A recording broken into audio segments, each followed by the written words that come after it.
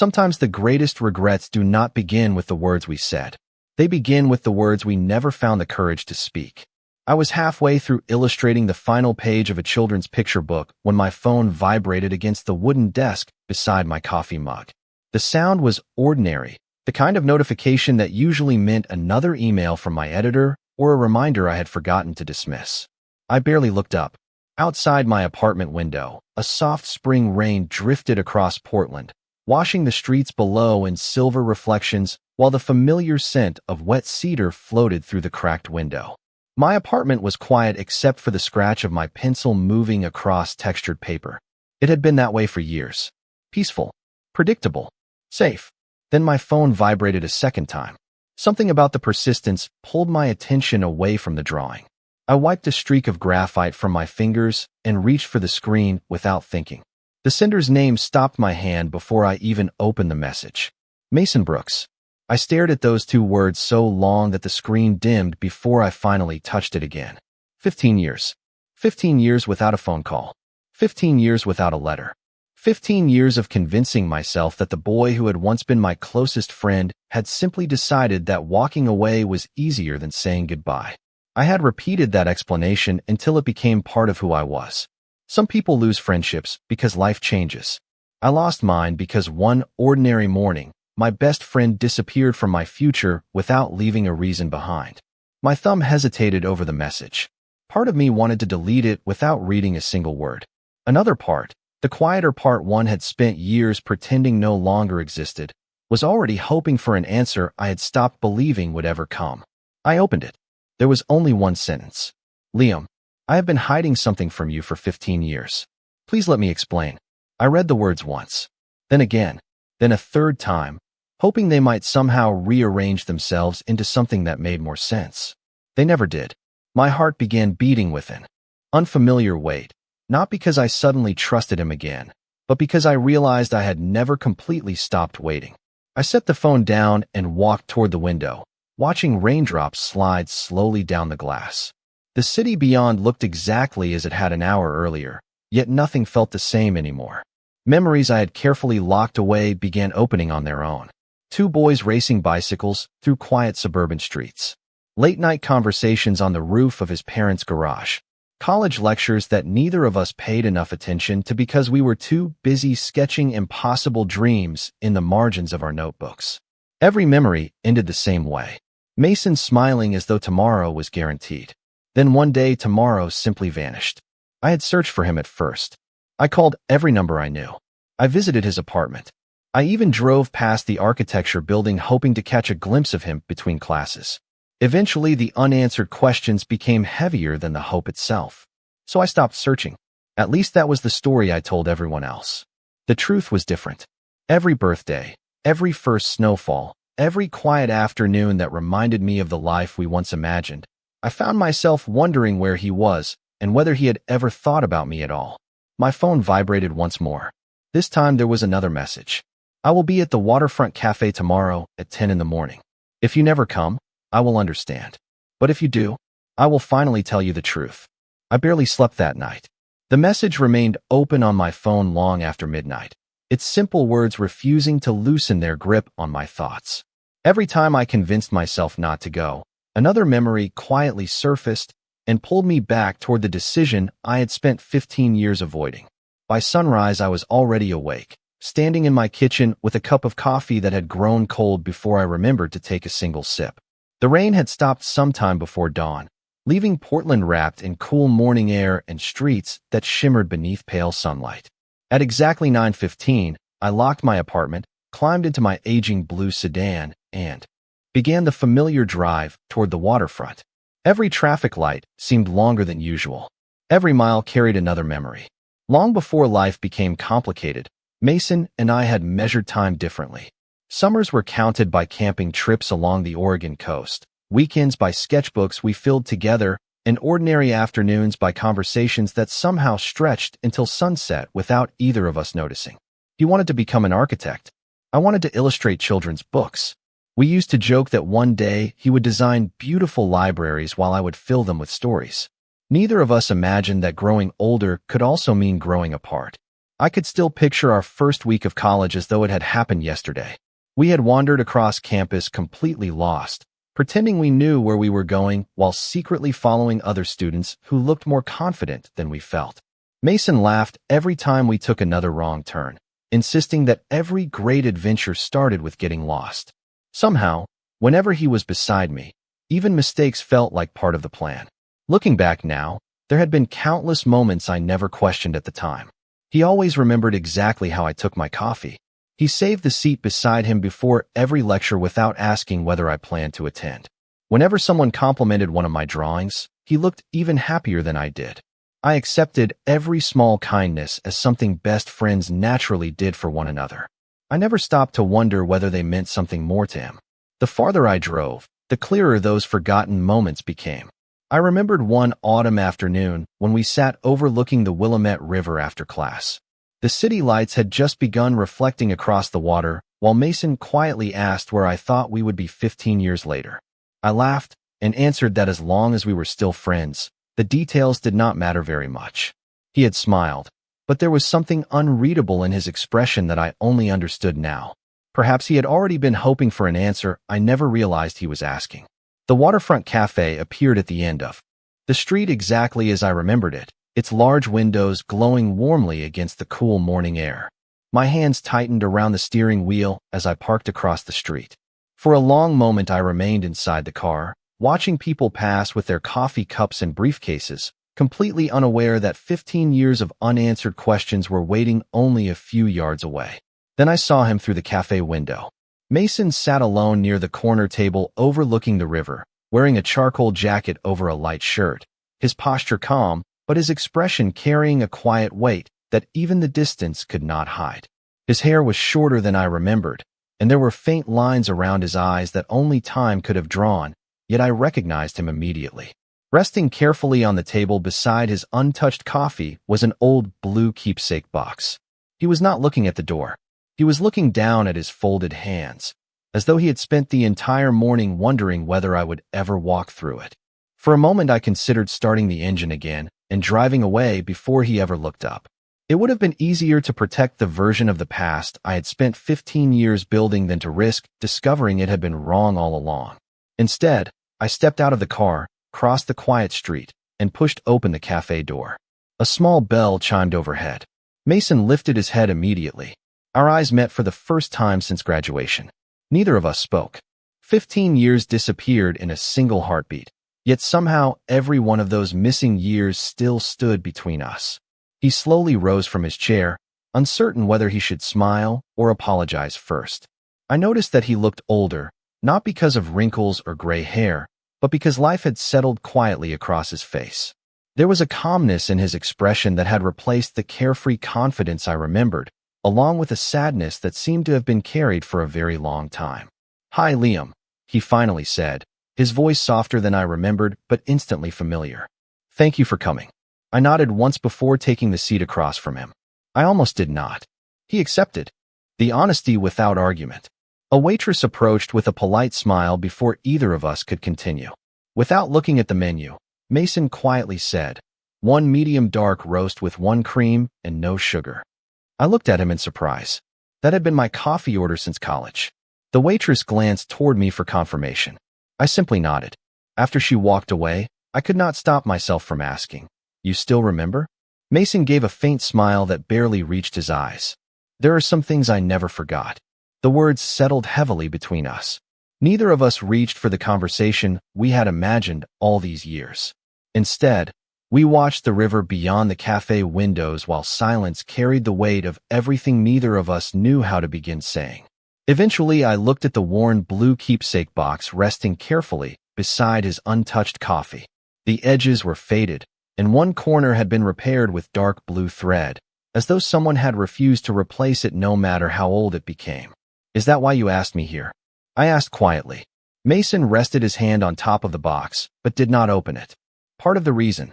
What is inside?" He looked down for several seconds before answering. 15 years. His response should have sounded impossible, yet something about the way he said it made me believe him. The waitress returned with our drinks, gently placing my coffee in front of me. I wrapped my hands around the warm cup, trying to steady the thoughts racing through my mind.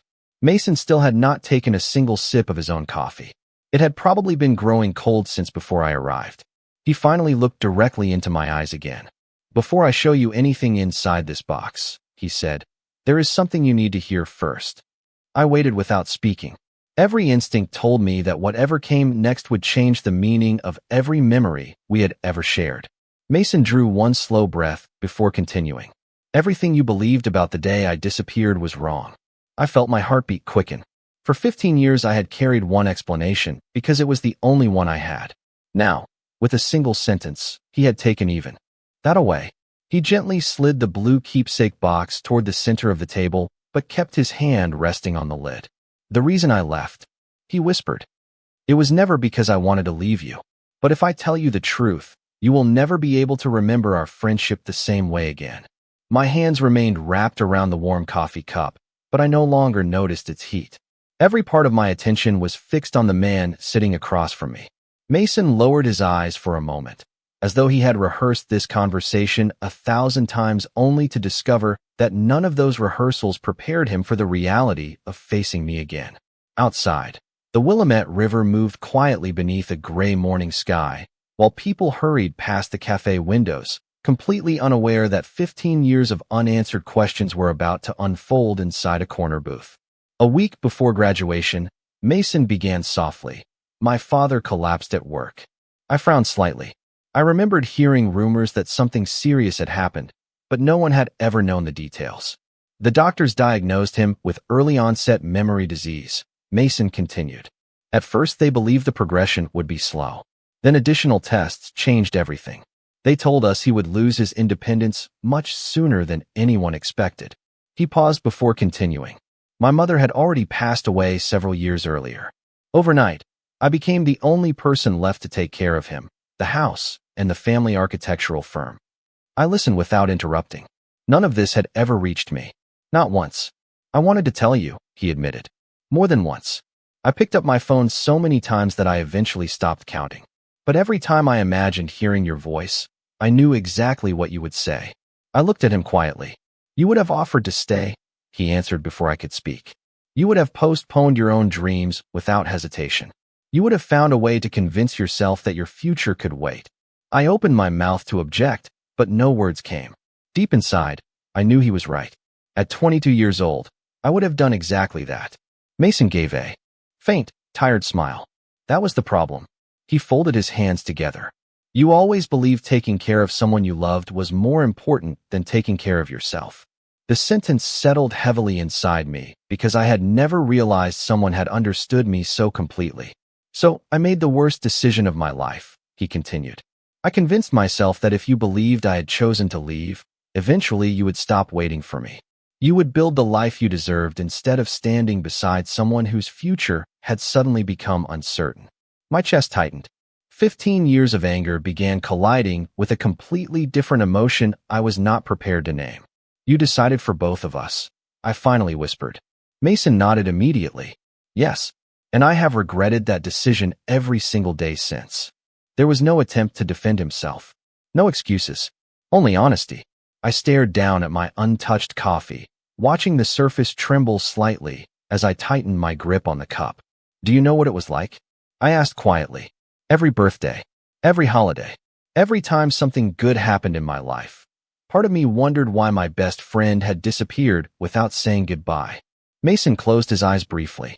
"I imagined that question every day." We sat in silence again until he slowly placed both hands on top of the worn blue keepsake box. His fingertips lingered against the faded lid with remarkable care. "Everything I just told you is true," he said. "It explains why I disappeared." He lifted his eyes to meet mine. They carried a sadness so deep it seemed older than either of us. "But it still is not the secret I have been hiding from you for 15 years. Slowly, almost reverently, he untied the faded blue ribbon wrapped around the keepsake box. "The real reason I asked you to come today has been waiting inside this box ever since the day I walked away." My eyes followed every movement of Mason's hands as he slowly lifted the lid of the blue keepsake box. There was no dramatic gesture, no attempt to build suspense beyond what already existed between us. He simply opened it with the kind of care someone reserves for things that have become part of their soul. Inside, everything had been arranged with remarkable precision. Time had faded the colors, but nothing appeared neglected. Resting on top was a small stack of photographs held together by a worn blue ribbon. Mason carefully handed them to me without saying a word. The first photograph showed the two of us standing beside the welcome sign at Cannon Beach during a weekend trip after our sophomore year of college. I remembered laughing because the wind had completely ruined my hair, while Mason insisted it made the picture look more authentic. The second photograph captured us sitting on the roof of his parents' garage with sketchbooks balanced on our knees, watching fireworks bloom across the summer sky. Another showed us celebrating after I had sold my first illustration to a local publisher. I realized something strange as I continued turning each picture over. Every single photograph included both of us. Mason had never kept a picture of only himself. It was as though every important memory he chose to preserve had always included me. Beneath the photographs lay my old leather sketchbook. I stared at it in disbelief before carefully picking it up. "That cannot be," I whispered. "I lost this during our senior year." Mason nodded gently. "You thought you did." I slowly opened the cover. My name was still written inside in black ink, followed by dozens of unfinished illustrations, story ideas, and clumsy character designs I had completely forgotten creating. Between two pages rested a pressed maple leaf that had turned a deep shade of amber over the years. I smiled despite myself. "We picked this up during our hike at Multnomah Falls." Mason smiled for the first time with genuine warmth. "You said it was the perfect shape for a story about autumn." The memory returned instantly. I had forgotten the leaf entirely, yet he had preserved it for 15 years. My smile faded as another thought arrived. "Why did you never return this to me?" Mason looked toward the river outside before answering. "Because after I left, it became the closest thing I had to hearing your voice." The honesty in that answer left me speechless. Carefully, he reached deeper into the keepsake box and lifted out several thick bundles of envelopes secured with faded twine. There were far more than I expected. He placed them gently on the table between us. I noticed every envelope carried my name written in the same familiar handwriting I had recognized instantly from countless classroom notes years ago. None of them had postage stamps. None had mailing addresses. They had never been sent. "How many are there?" I asked quietly, already afraid of the answer. Mason swallowed before speaking. 183. I looked at him, then back at the letters. "You wrote all of these?" He nodded. "Whenever something happened that made me wish you were there, I wrote to you instead. Birthdays, holidays, the day my father smiled again after months of silence, the day I finished my first building, the day I almost called you, the day I convinced myself not to." My fingertips rested lightly against the top envelope without opening it. The stack represented years of conversations that had existed only on paper, words that had waited patiently while our lives moved in separate directions. Mason drew one careful breath before sliding the oldest envelope toward me. "Everything inside those letters is true," he said softly. "But there is one letter that explains everything. It is the only one I never expected anyone else to read." My fingers hesitated over the envelope as though breaking its seal might also break the careful distance I had built around my heart. The paper had yellowed slightly with age, and the edges were softened from being handled countless times. Mason sat quietly across from me, saying nothing, giving me the space to decide whether I truly wanted the answer I had spent 15 years searching for. I slowly unfolded the letter. The date in the upper corner stopped me immediately. It had been written 3 days before graduation. My eyes moved to the first sentence. "Liam, if you are reading this, then somehow life turned out kinder than I expected. If you are not reading this, then these words will simply stay with me forever." I swallowed hard and continued. "I used to believe friendship was the greatest gift anyone could receive. Then somewhere between late-night study sessions, road trips to the coast, and watching you chase every impossible dream with that ridiculous confidence of yours, I realized my heart had quietly crossed a line that I could never ask you to cross with me." I paused. My breathing had become slow and uneven. Across the table, Mason never looked away, but he also never interrupted. I lowered my eyes back to the page. "I never wanted you to feel responsible for feelings you never asked me to have. You deserve the freedom to build your own future without wondering whether every smile or every kind word carried another meaning. If I stayed beside you after everything changed with my father, I knew I would eventually tell you the truth, and I could not bear the thought of placing that weight on your shoulders while your own life was just beginning. My vision blurred for a moment.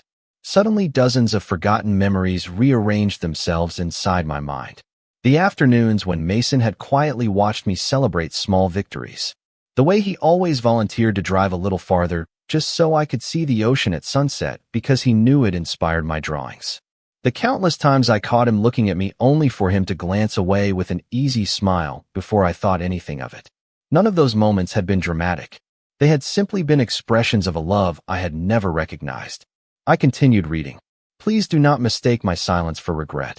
Loving you has never been something I wished had not happened. The only regret I carry is leaving without allowing you to choose whether our friendship was strong enough to survive the truth. If there ever comes a day when we meet again, I do not expect forgiveness. I only hope you know that every good thing I ever built began with the person who taught me how to believe in impossible dreams. My hands trembled as I carefully folded the letter closed. The cafe around us seemed quieter than before, as though even the ordinary sounds of cups and conversations had drifted into the background. I looked across the table at Mason, searching his face for the young man I had known all those years ago. I found him in the kindness that had never disappeared, only matured with time. You carried this alone, I whispered. Mason gave a small nod. I thought it was the kindest choice. I shook my head slowly, tears gathering despite every effort to remain composed. You spent 15 years protecting me from a decision that should have been mine. He lowered his eyes. I know. His voice was barely above a whisper. That is why I finally asked you to come. Not because I expected anything in return, but because I could not spend another year letting the most important person in my life believe that I had walked away without caring. Neither of us spoke for a long time after I folded the letter. The silence no longer felt uncomfortable. It felt honest, as though words had finally become unnecessary after years of misunderstanding.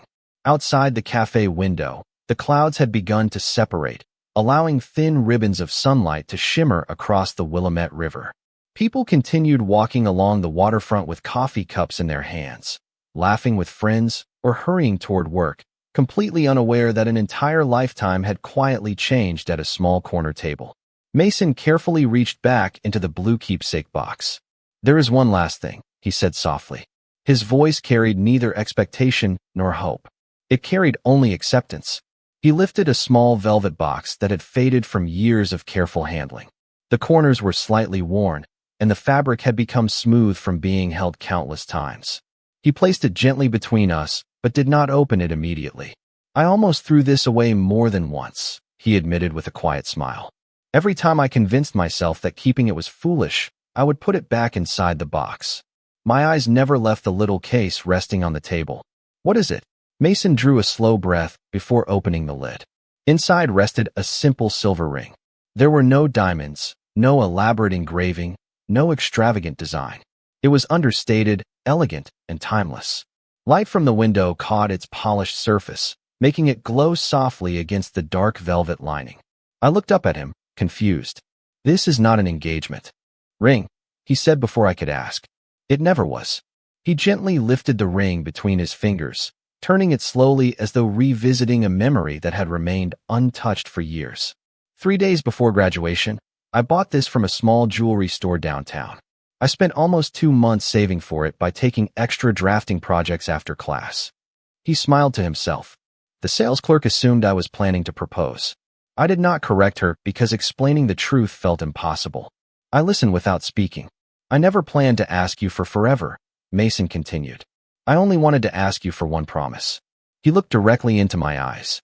No matter where life takes us, promise that we will always find our way back to each other. My chest tightened as those simple words settled between us. They carried none of the pressure I had feared, only the quiet sincerity that had always defined the person sitting across from me. Then everything changed with my father, he continued. The ring stayed in this box, and the promise was never spoken. He carefully returned the ring to its place before closing the lid once more. I kept it because throwing it away felt like pretending those years never mattered. They mattered more than anything. I looked at the small velvet box, then at the stack of letters, the photographs, the worn sketchbook, and finally at Mason himself. Every object on the table represented a version of love expressed not through grand declarations, but through patience, remembrance, and quiet devotion. I realized that while I had spent 15 years believing I had been forgotten, someone had spent those same years preserving every piece of the friendship that had shaped both our lives. Mason slowly pushed the velvet box toward me, but stopped before it reached my side of the table. "I am not asking you to wear it," he said gently. "I am not asking you to answer anything today. I only wanted you to know that before I disappeared, there was a future I dreamed about every single day. Whether that future still has any place for me is no longer my decision. For the first time in 15 years, that choice belongs entirely to you." The little velvet box remained between us, untouched, while the morning slowly gave way to early afternoon. Neither of us seemed eager to leave. 15 years had disappeared into a conversation that somehow still felt unfinished. I looked at Mason and realized that for the first time since walking into the cafe, I was no longer searching for explanations. I was searching for the person who had quietly carried all of those memories alone. "I spent a long time being angry with you," I finally admitted. My voice was calm, almost surprising even to me. "Some days I convinced myself that forgetting you would be easier than missing you." Mason nodded slowly. "You had every reason to feel that way." I shook my head. "Maybe, but that is not how I feel now." He looked at me with cautious curiosity, saying nothing. I rested my hand beside the blue keepsake box, running my fingertips lightly across the worn wood. "I cannot pretend 15 years never happened. We both lost too much time." I paused before continuing. "But I also cannot ignore everything I learned today." Mason lowered his eyes, as though he was afraid hope itself might become another mistake. "When I read your letter," I continued, "I realized something that has been difficult to accept. Every memory I thought had been broken was still real.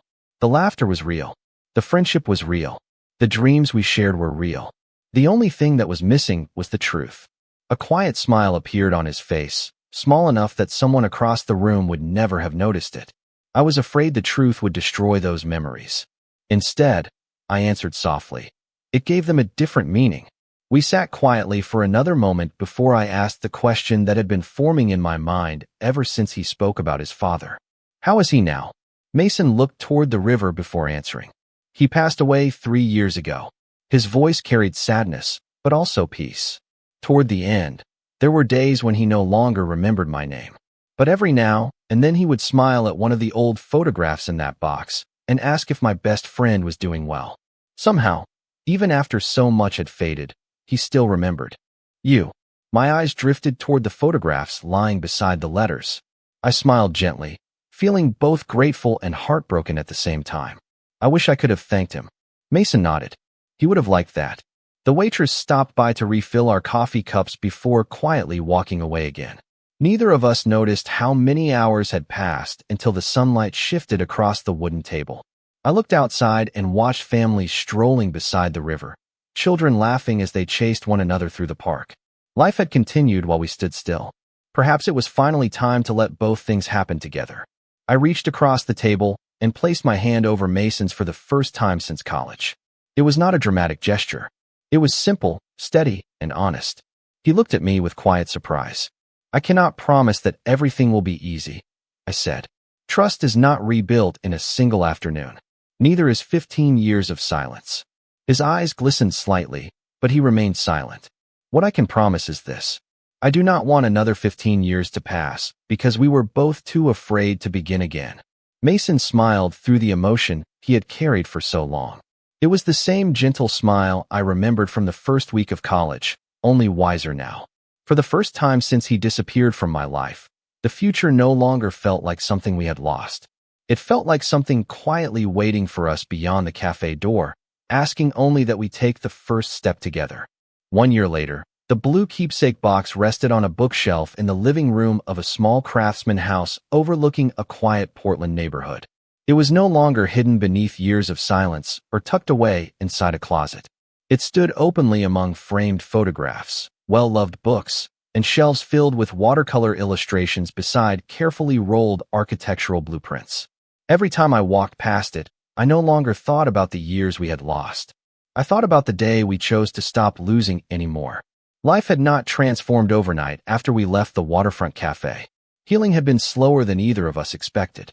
There had been difficult conversations, awkward silences, and moments when old habits of protecting each other threatened to replace honesty once again. But each time one of us felt tempted to hide behind fear, we remembered the cost of silence. We chose difficult conversations instead. Little by little, trust returned, not because either of us demanded it, but because we earned it one ordinary day at a time. Mason continued designing homes that filled neighborhoods with warmth and light, while I finished the children's book that had been sitting unfinished on my desk the morning his message arrived.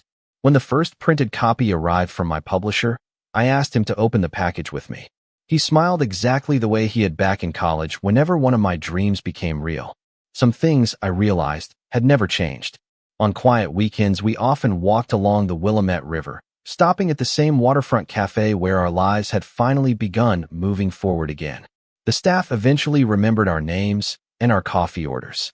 They never knew why that corner table meant so much to us, and we never felt the need to explain. Some memories belonged only to the people who had lived them. One crisp autumn afternoon, nearly a year after our reunion, we drove to Multnomah Falls carrying nothing more than sandwiches, coffee, and an old sketchbook. The trail looked almost exactly as it had years before, except now we noticed details we had once rushed past. The sound of water echoing through the trees. The scent of cedar drifting across the path. The quiet certainty that some places wait patiently for people to become the versions of themselves they were always meant to be.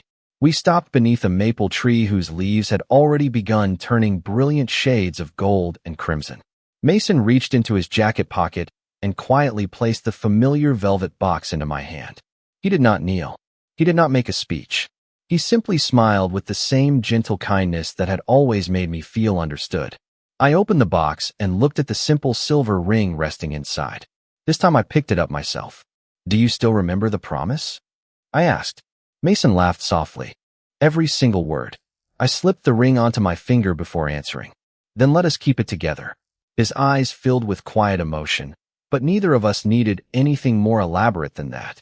The promise had never been about perfect endings or guarantees. It had always been about finding our way back whenever life tried to pull us apart. As we stood together watching autumn leaves drift gently across the trail, I finally understood something that had taken 15 years to learn. Home was never the apartment where I lived alone or the house Mason inherited from his family. Home was never a city, a street, or a destination marked on a map. Home was the person who had quietly carried my memories when I believed they had been forgotten. The person who chose honesty over fear even when it arrived years later than either of us wished. And the person who reminded me that sometimes the longest journey in life is simply finding your way back to the heart that never truly let you go.